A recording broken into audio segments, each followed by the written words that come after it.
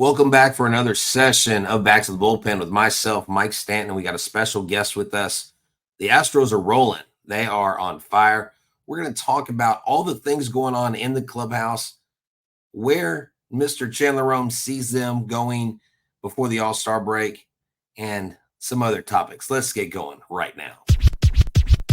I'm looking to the bullpen to bring my lefty in. Keep the lead and make your team look pedestrian. It's in your wheelhouse, we'll swing for the fence. You know it's money around here, man, I ain't talking expense. Strike one, heat it low in the way, you can't hit it. You know you want to start a rally, but you better forget it. Strike two, off speed, same spot, your car looking. Get ready at the plate, this time you're not cooking. Strike three, swinging out of the zone. You ain't even touch it first. Tell me how they gonna drive you home. Walking back, looking like we ain't cool then. The game's over, might as well put them back to the bullpen, oh yeah.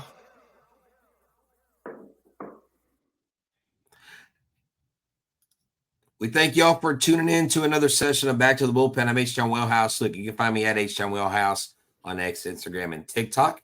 You can also find us at Back to the Bullpen on Instagram, on X, and on YouTube. Make sure you subscribe. We got Mike here. We got Mr. Chandler here. Mike, tell us where they can find you, and then introduce our guest, please. Yeah, there's only one place you can find me. That's on X, formerly known as Twitter. I know a lot of people still call it Twitter, as do I. But Mike Stanton 29, that's the only place you can get me. And, you know, we are a very special guest. They're going to be the second time here on our podcast on Back to the Bullpen, Mr. Chandler Rome from The Athletic. Chandler, welcome in. How you doing, bud? I'm doing good. Just got finished watching Tennessee close out the SEC Invitational, College World Series, and take home their first College World yes, Series. I see what you did there, the SEC Invitational. I saw that. Forever SEC, right? Always. Well, excuse me. So the Astros are they've gotten hot again. They're 2 games under 500 right now. They're winners of 5 straight. Just playing great baseball. And they take down one of the best teams in the American League, really the second best team in the American League, in the Baltimore Orioles. What have you seen from this club so far, over this last week or so? I think I don't know if this was rock bottom, but, getting almost complete game shutout by a rookie making his 5th start for the White Sox, Jonathan Cannon, to start the week, that kind of felt like rock bottom. They were 10 games back of the Mariners. You kind of wondered, where was this thing going to go? And I mean, I think since then, I don't think it's been anything magical. I don't think it's been, they're doing something extremely better than they had been. I just think they're just playing all around. Fundamentally, they're just playing better. It's little things too. They're hitting ground balls to the right side when they need a ground ball to the right side. They're hitting the ball to the outfield when they need a sacrifice fly or they need to move a runner over. The bullpen has been great since May 1st, and that continues to be a trend. They're getting decent starting pitching. Ronel Blanco continues to be a godsend. Barber Valdez really silenced the Orioles the other day, and I just think that they're playing fundamentally just more sound baseball. And I think the fact they're doing this all without Kyle Tucker too is a pretty huge, is a pretty big significance, because this thing is taking longer to heal than I think anyone anticipated, and that could have really been a death knell for this team. Kyle Tucker had been their best player, had been their best hitter, but the fact that they've been able to survive, stay afloat without him, and get some help. The Mariners have not played well on this road trip that they're on right now. The Rangers are also not playing very well. The American League West is not very good, so I think that helps the Astros as well. So I can't put my finger on one thing that's been better. I just think they've just kind of all around just kind of stepped up their game a little bit and just been more crisp, more fundamentally sound, and just playing better. Yeah, I think as I watch them day in and day out, and you hear, Alex Bregman talk after the game, how they're working and how they know what they need to do. The 2 words that I focus on, Chandler, and I want to get your thoughts on this, is they've been able to manufacture runs. And a lot of times in baseball, it's not about just hitting the long ball. But like you said, when you've got a guy on third, hit the ball to the outfield. Yainer Diaz, I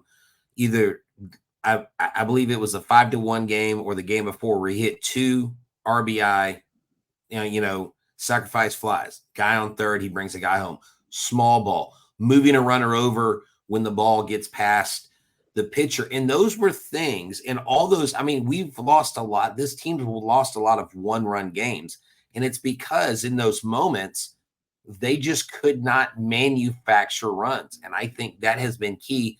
And like you mentioned, also a big aspect of this is being without Kyle Tucker. I mean, he has been the offensive really push. He's been the one consistent guy that's been there, and, you know, MVP type numbers, and boom, he goes down. You're like, oh, this is bad. And I didn't realize it had been 3 weeks until I saw something reported. I was like, wow, that's a long time. Yeah, and I think another thing, and I wrote about this morning in the Athletic. I think there's a different sort of dynamic when they play Joey Loperfido and when they play Mauricio Dubon. When those two guys are playing together in the lineup, it really gives them a dynamic that they have not had for most of this season. Because, you know, that's why I was so fascinated to watch this Orioles series, because I love watching the Orioles play. Mm-hmm.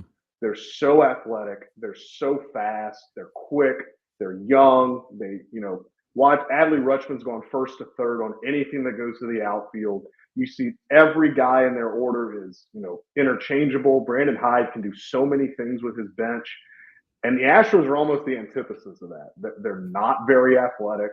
They're very station to station kind of baseball, rely on a lot of homers, never going to manufacture much. But, you know, watching this series, you know, Mauricio Dubon and Joey Loperfido played together all 3 games of this series. And I'm not here to tell you that they're the saviors and that they're going to turn this thing around, but it just feels different when they're out there. They give an energy. They give a sort of athleticism. They have speed. This team does not have a ton of speed as it is. Those 2 guys can move. I think they're on to something there. They've got to try to keep both of those guys in the lineup as much as they can. Now, it's easy with Kyle Tucker out. Kyle Tucker still isn't doing baseball activities. He probably won't be back for another week and a half. So it can be easy now, but when he gets back, it's going to be a little bit more different of a challenge. But, you know, that's just something that I watched this weekend that I thought, you know, this is a different team when both of those guys are on the field. And look, this team is still going to be carried by its superstars. Altuve has to play like a superstar. Alvarez, Bregman, Tucker when he's back. Those guys are going to carry this team. But those 2 guys bring something that this team hasn't had all year, and I think that was on display against the Orioles. Yeah, I agree, Chandler. I think that you're talking about 2 very athletic guys, 2 guys that you know, really pay attention to the small things. You know, Dubon, there's an argument Dubon is on the short list of guys that could be the MVP of this team. Yeah, he may not have the big numbers that some of the other guys, but he has really been a godsend in his ability to move around the diamond. And, you know, offensively, he's been very good too. And Loperfido brings an athleticism that, like you said, it hasn't been there. But what I've seen more than anything else is you're talking about a team that is finally playing up to their capabilities. You know, I think that's one of the more frustrating things about what happened through the first 3 months of the season is that, you know, this team has just floundered when you didn't expect it, that they were not playing up to what their athleticism, what their offensive numbers could be. And, you know, we've talked about it before that,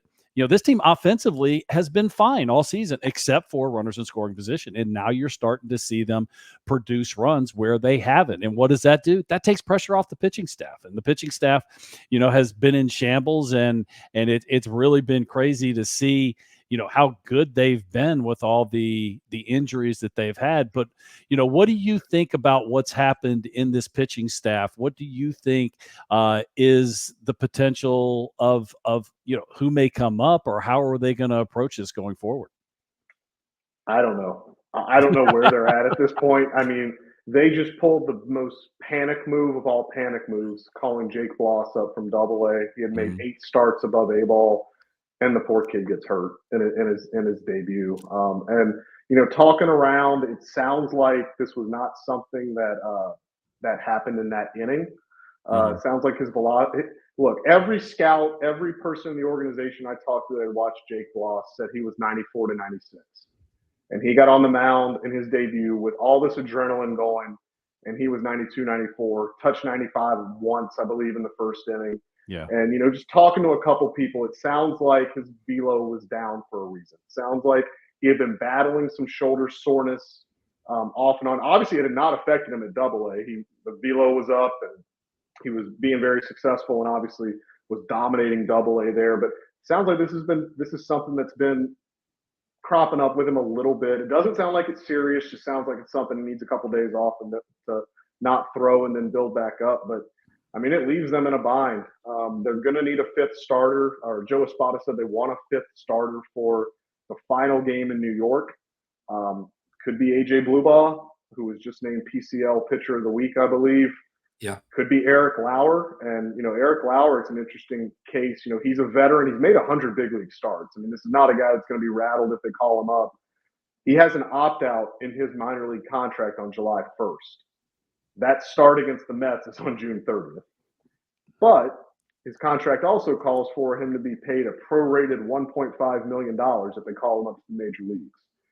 This is a team that is close to the second CBT threshold. I'm not sure Jim Crane wants to go over the second CBT threshold. So is money a factor here? Do they not want to add that to the books as well? So a lot of stuff going on. They could just go with a bullpen game, like let Luis Contreras and Nick Hernandez and whatever long guys you got up, let them go at it and just hope you can piece together 27 outs, knowing that you've got traditional starters lined up. I think a lot of it's going to have to deal with when does Verlander come back. He's still not throwing. Will he be ready to come back? I think he's eligible to be activated on July 1st. Will he be ready to come back within those next 2 or 3 days? I don't know where they go from here because Jake Bloss was it. He was there, like we said, when Spencer Arrighetti came up, we said that was their last line of defense. Jake Bloss is really, really their last line of defense. Yeah. And I think, everyone wants to talk about all the prospects they have in AAA and who's throwing well and stuff, but its actions speak louder than words.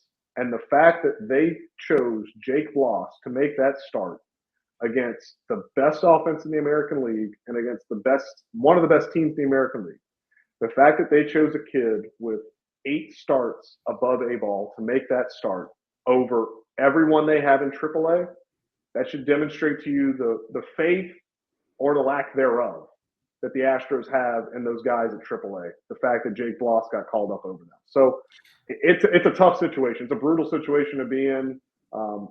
They are as injured as I've ever seen them on the pitching staff front, and you just got to pray and hope that the 4 healthy starters you do have don't wake up sore tomorrow. But it's a tough spot. I don't know where they go from here. So I did hear there's a possibility that they could insert Sean Dubin. You remember last year, Sean Dubin started and did excellent in Arlington against the Rangers when their offense was red hot. I know he's not really stretched out to start, but with Contreras, with King, with those guys up, you could have a bullpen game. Maybe get Dubin in those first couple innings and then bring those in. But you see a rookie start, like you said, had only played 8 games above A-ball, and then in an 8th and 9th inning, you start 2 guys, or you put 2 guys on the mound that are both making their major league debut.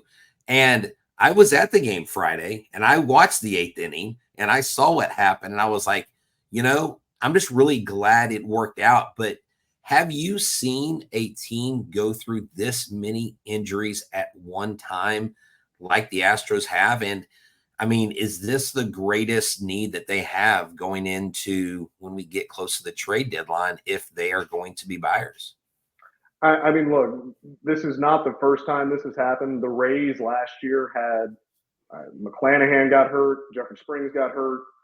They had a ton of guys on the IL last year. The Rays did, but the Rays are just really good at churning out arms you've never heard of that just so happen to be able to fill in like that. The Dodgers have had problems with pitchers going on there. And look, it's an epidemic. This is going on throughout baseball. Sure. The Astros are not the only team that's dealing with arm injuries. They're probably the fact that they have all hit them at once is a little bit different, but this is not something that is Astros exclusive. But look, even before we knew that Christian Javier and Jose Urquidy needed Tommy John, starting pitching was still going to be, I think, their biggest focus at the deadline. Because if you remember, they were almost in this identical position last year. They had two young guys pitching their ass off in the first half last year in J.P. France and Hunter Brown. They were pitching really well, keeping the rotation afloat. Everyone was kind of like, man, they found something. They found the next great ones. And then in the second half, they fell apart because they hit innings workloads that they had never hit before. Neither of them were good down the stretch to the point where neither of them started a playoff game, and the Astros had to go get Justin Verlander. This year, you look at Ronel Blanco. You look at Spencer Arrighetti. Two guys that, I mean, Ronel Blanco has been absolutely incredible. He's been a godsend for this team.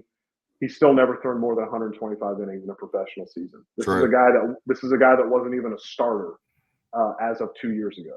And then Spencer Arrighetti's in the same boat. He's been a starter longer than Blanco has, but again, never thrown more than 120 innings in a professional season.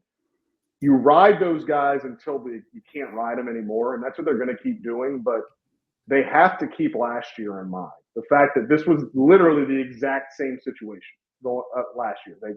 They don't need an ace. They don't need to go get another Verlander at the deadline. Right.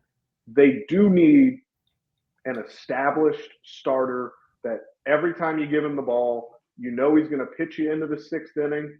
It may not be perfect. He may give up a few runs here and there. He may have an ERA in the fours, but he's a veteran. You know he's got wear and tear on his right or left arm, and you know he knows how to pitch.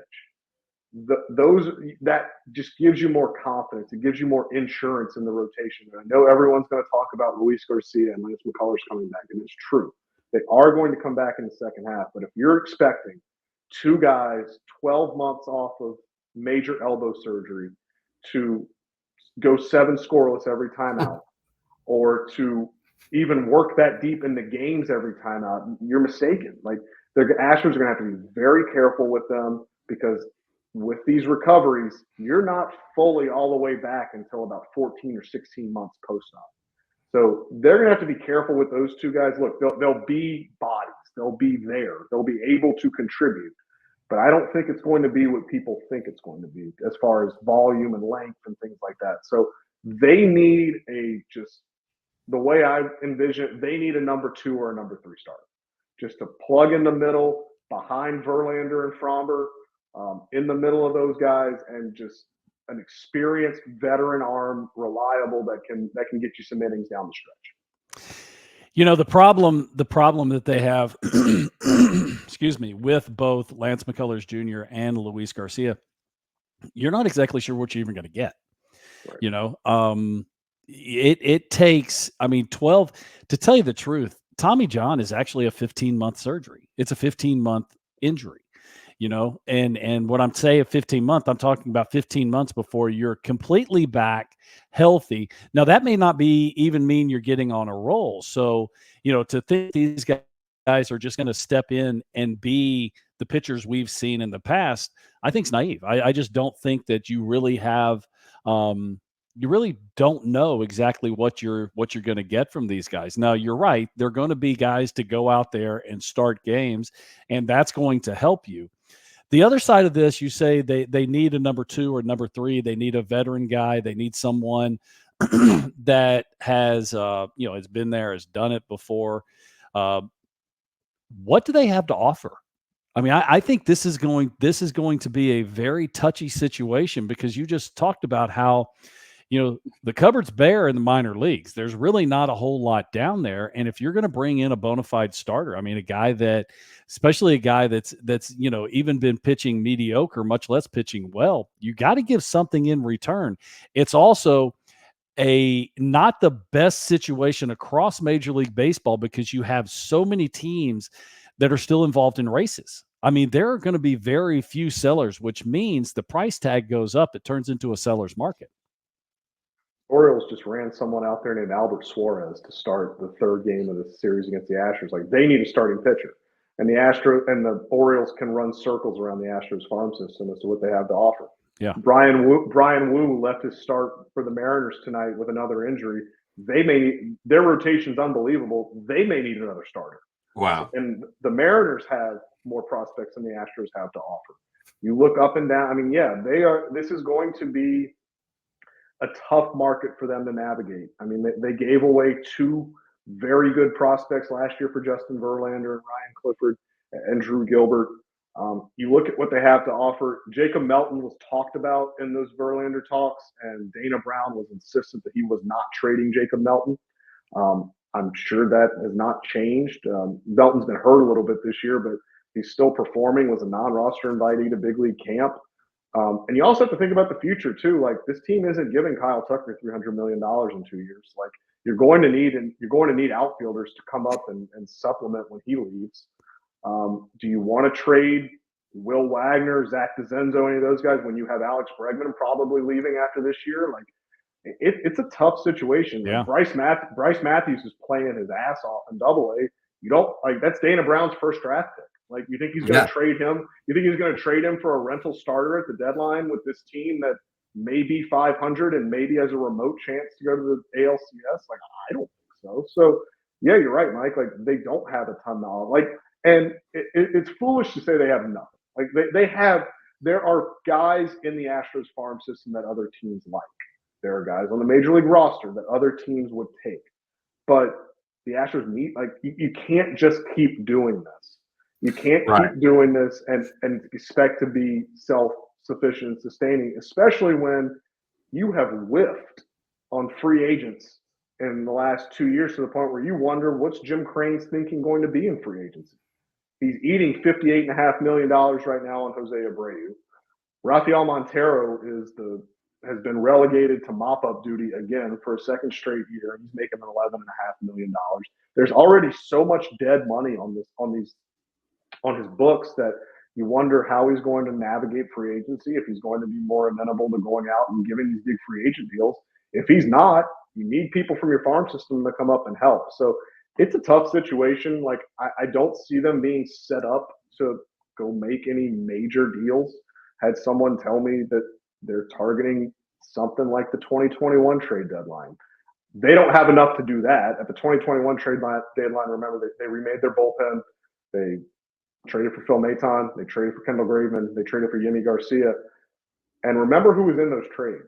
Like, James Click traded his starting center fielder for Phil Maton and Yainer Diaz. Great trade. Worked out very well for everyone.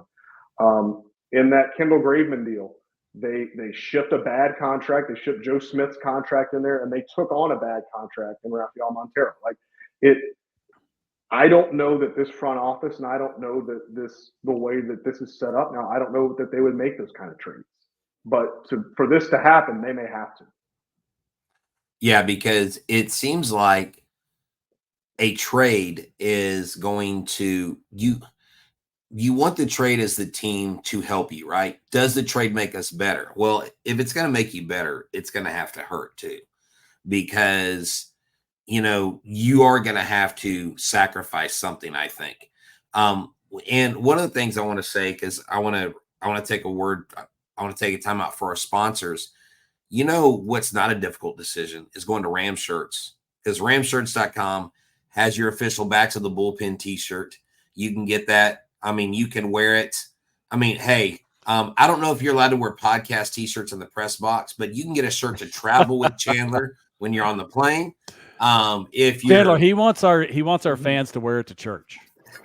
Hey, church, a date, wherever. Look, it is so comfortable. You can sleep in it. You can go to Buc-ee's in it. I mean, you can do whatever. But go to ramshirts.com. Mark does a phenomenal job, and look for the Back of the Bullpen t-shirt. And if you are trying to get that haircut before you got to go out or go to that board meeting, go to State of the Art Barbershop, 1616 South Friendswood Drive. My guy at Ever Cruz will get you fixed up. Get a haircut scheduled. Tell them that Back to the Bullpen sent you, and he'll give you a 10% discount on your next haircut. So thank y'all for that. Chandler, thank you for joining us. I want to continue the conversation. It's good to talk to someone who has a pulse of the clubhouse, because headlines and highlights on MLB Network don't always tell the story. And we've seen this club up and down. We've seen this club when we had Jose Abreu, and now Jose Abreu's no longer here. We've been talking about that, and the club seems to be playing better now. I don't know. I don't think it's fair to say that it's simply all because of Jose Abreu, but there is something to be said about baseball, and Mike knows this because he was a pro for 19 years. Baseball's a mental game, and sometimes it takes a shuffling of the cards, a shuffling of the deck.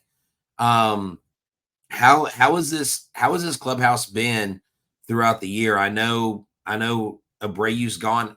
Was that a lift in a weird way? Because I know the guys talk highly about him. I know they respect him, but what's your take on that? Yeah, I mean, they liked Jose Abreu. This is not, again, and I'll say this so I'm blue in the face. And Mike, you were around too. You know this. Like, this was not for a lack of effort. This was not a guy coming in there. This was not 100%. A guy coming in there loafing it. This was not a clubhouse cancer. He was not, this was not a situation where this was a bad personality, where this was a bad guy in the clubhouse. He just didn't have it anymore. But one thing I do think, baseball players are just like us. Like, they can look at Baseball Reference. They can look at Fangraphs. They can look at the playoff odds. Like, they're not stupid. Like, they understood why this had to happen. It's a business. And you heard a lot of guys say it on the day it happened. Like, this is a business. Like, they wish Jose Abreu well. They lauded him, said what a great teammate he was. But this is a business at the end of the day, and their business is winning. And I think this is what I was trying to allude to earlier on when I was talking about Mauricio Dubon and Joey Loperfido, and kind of how they just look more dynamic. They look more energetic. They look more athletic. Like, they wouldn't be able to do that if Jose Abreu was still on the roster. Like, getting him off the roster freed them up to be able to do this. Now, the fact that Kyle Tucker's hurt helps them do it too. But even if Tucker was still here, even if Tucker was healthy, like, Loperfido would be up, and they'd be able to mix Dubon in and mix and match. And getting Abreu off the roster just allowed them a lot more freedom to be like, it made them more athletic. It made them more energetic. It made them everything I talked about. That's what it led to. So again, like, and I know there's a ton of people, I saw them after the Sunday game, putting out the records of, like, the Astros were this and this with Jose Abreu, and they're this and this without Jose. Like, no. Jose Abreu is not the reason this team is 2 games under 500. Jose Abreu is not the reason this team started 7-19. Like, did he contribute to it? Yes, he did. But he is not the sole reason that it happened. And, I do think, though, like, everyone I think they've kind of quieted down, but everyone wants to fire the hitting coach, fire the pitching coach, fire whoever every week. Like, eating $30 million, not even halfway through a contract, that is the drastic move. Like, that is akin to the Mariners firing their hitting coach right after the Astros left in May. Like, this is the Astros, like, big in-season drastic move. Like, this is it. Like, you don't just eat $30.8 million for no, like, that's not a logic. Like, okay, let's just do it. Wake up one morning and do it. That is a big decision, and the Astros did it, and it showed. And I do think, in some respects, if this keeps going this way and this team finds its way into the playoffs and makes a little bit of a run, you will be able to look back at the day that they made that decision and say, maybe that was a turning point. And I don't want this to be like this. Jose Abreu was the reason this was happening. Like, but just everything it signified and everything it meant, it kind of showed that they were serious and that they were going to have to go in a different direction. I do think you'll be able to look back at that as a turning point. Well, to tell you the truth, Chandler, I mean, it's really everyone's fault. And where I'm going with this is, he was, when he came back up, he hit a home run. He had, I think, maybe 2 home runs, and he was getting more quality at bat. But, they really needed him to just do a 180, and it didn't happen. But if this team was performing the way we all expected this team to perform, then you probably could have given him more time. But, when you're talking about being in middle June and, you're still a bunch of games under 500 and, just underachieving across the board, then you have to make moves like this. So, this is a situation that, Abreu wasn't playing well. The bat speed just simply wasn't there. But you can kind of point the finger at everybody. It's like when a manager gets fired. When a manager gets fired, what the whole team should do is go look in the mirror, because the reason that dude got fired was because all the players weren't doing their job. And I think this is a similar type situation, that if they were playing better baseball, if they were above 500, if they were, even if they were just a couple games behind Seattle, you might have been able to give them a little bit more time. Because listen, Jose Abreu can hit. He can still hit. The confidence was completely gone. I think that was one of the reasons why they sent him down, was not to really try to find his stroke. There was nothing wrong with his swing. It was all about his confidence and being able to get the barrel of the bat to the ball. And we even saw him turn around when he did come back. We saw him turn around some, heavy fastballs. I mean, 96, 97 miles an hour. And he got the head out. So it's unfortunate that moves like this have to be made. And, you got to give credit to Jim Crane for sucking it up and taking that financial hit, because that has to hurt. I don't care how much money you make, you're eating $30 million. That's a big sandwich. That's something that you really don't want to choke down. But, when you're supposed to win baseball games and you have expectations, hard decisions have to be made. Yeah, and it's the Maldonado effect too. It's the same reason for the last 6 years the Astros could keep playing Martin Maldonado every day, because the 8 other guys in the lineup were performing, because the pitchers were performing. Like, you could get away with that guy in your lineup because everyone around him was playing well. Right. You couldn't get away with Jose Abreu in your lineup, even hitting him 8th. Like, Joe Espada tried everything. Like, even when they were hitting him 8th, they couldn't hide it.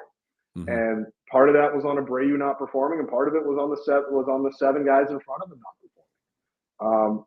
But yeah, there's some parallels there, and Martin Maldonado brought more value just in his presence and his game calling and kind of the edge that he gave this team. But it's the same conversation we had for the last 6 years. Like, everyone wants to get rid of the guy, like, get rid of him. He can't hit. Well, they're still winning. The pitchers are throwing well, and they're still hitting in spite of him. Right. I wonder if same situation this year. If this was last year, I wonder if they'd have been able to hold on to Martin Maldonado all year. If they would have been able to afford keeping to play him all year. Like, I don't think that would have happened, because they just simply weren't in a position to do it record-wise, standings-wise, anything. They knew they had to act with urgency, and that is something that very rarely in these past 6 years has this franchise or this team ever had to do. They've never had to play with much urgency, because they've just been so good that they could just roll out there, and it's almost like they went through the motions and won 95 games. I don't mean that to sound pejorative. I don't mean that to sound crass, but just like, they're just that talented. They're just that good. Yeah. This is kind of a more normal baseball season. Like, this is how everyone else lives. This is how the league is. Yes. Yeah, and that's the thing, and that's what I try to promote whenever I'm on this show or Locked On, or the whole always positive, always Astros, where my criticism comes with a certain level of levity in it, like, but I love how you highlighted Loperfido, and I love how you talked about Dubon, because Dubon is that guy that they've been looking for as a utility guy in Alednis Diaz, in Marwin Gonzalez, and those guys that have come through. And Dubon has really delivered, and really, I think, feels at home, feels like an Astro. And guys, when they come to new clubs, don't always make that transition. But Joey Loperfido, I had the honor of talking to him right after he got drafted. And I was super impressed with him coming right out of college, and before he had even really played a whole lot of baseball in the minor leagues. He was in Fayetteville when I interviewed him. What is it about him that you've noticed in your conversations, just in the clubhouse, just about his presence for him fitting in with this team? You know what the best thing about Joey Loperfido is? No one notices him. And when you're a rookie, that's great. When you're in an established veteran clubhouse like the Astros have, and Mike, you know this, like, the best rookies are the ones you almost don't notice. Sure. Like, Loperfido keeps his head down, does his work. He speaks when he's spoken to. He gets it, man. Like, his makeup is off the charts good. Didn't try to come in there and be something he wasn't. Didn't pout when he got sent down. Didn't pout when he got sent down again after not playing at all. His second call up has just taken everything in stride. I think he's perfect for this. He is kind of built for this sort of environment, and it'll be interesting to see as he gets more playing time, as he gets more attention. I mean, he's already getting a ton of attention from the fans, but I guess maybe as he gets more actual attention, like it'll be interesting to see how he handles that, how he handles his first slump up in the big leagues, because like he's only taken 54, 55 at bats, but he's hitting like 350. Like that's not going to continue. So it'd be interesting to see how he handles all that, but he has said all the right things, acted the right way, even in spring training when he was like, I mean, he was the star of spring training, obviously. Sure. And I mean, me, Brian McTaggart, Matt Kawahara, we were interviewing him every day. And like, he took it so well, didn't draw attention to himself, just was very quiet, just said everything correct. And that's what you have to be, especially when you're on a team with such huge expectations, when you're on a team that has a lot of veteran leaders, that has an established culture.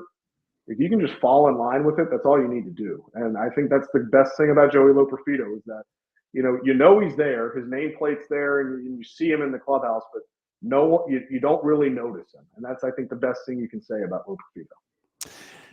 All right, Chandler. So one last question. We'll let you go, and we appreciate you spending some time with us tonight. You know, you look at this Astros schedule coming up, it looks like to be a little bit still soft. This team is playing well. You know, what do you expect to see for this team for the next couple of weeks? Yeah, I think the goal should be to get to the All-Star break above 500. As we talked today, they're two games under. They're about to get the Rockies for 2 games. You would imagine that there's a very good chance there for them to inch back to 500 where they haven't been all season. And then, you know, one thing that's been interesting about this year, this team has not been good on the road, and they've been very good on the road the last couple of years. Mm-hmm. This is a big 10-game road trip coming up against 2 quality teams in the Mets, who are maybe the hottest team in baseball right now. The Twins are really, they've already taken a series from you here, and they're always a tough foe. And then in the middle, 4 games against the Blue Jays, who on paper, you look at the Blue Jays and you ask yourself, why is this team so bad? Right. And kind of like you did with the Astros the first 2 months of the season.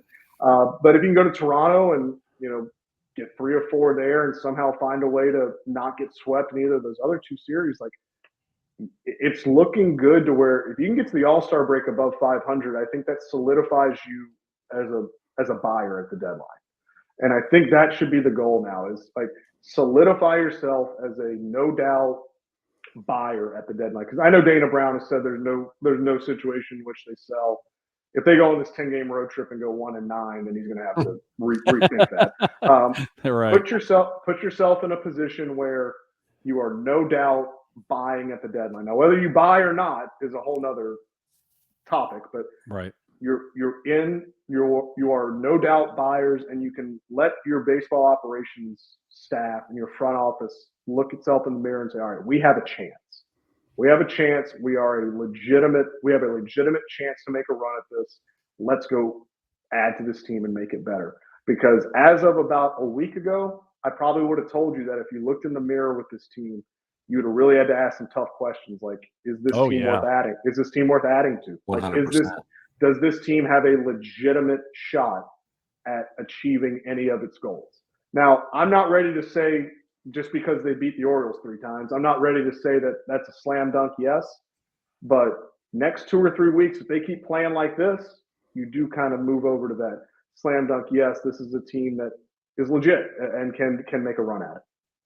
You know, thank you, Chandler, for all your insight. It's, you know, very valuable. Just so you know, I enjoy reading your articles with The Athletic. You do a great job there. I'm sure you enjoy that with Rosenthal and all those guys there. So if y'all are watching this or listening and you haven't checked out Chandler Rome, look, go to The Athletic.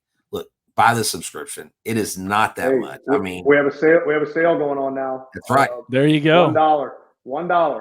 $1 is all you got to pay. I mean, come on. I mean, $1. I mean, come on. You spend more than that on your $5 or Starbucks. I mean, and so I'll even give you a tease. Tomorrow morning, story going up where Alex Bregman says we're swinging at way too many pitches.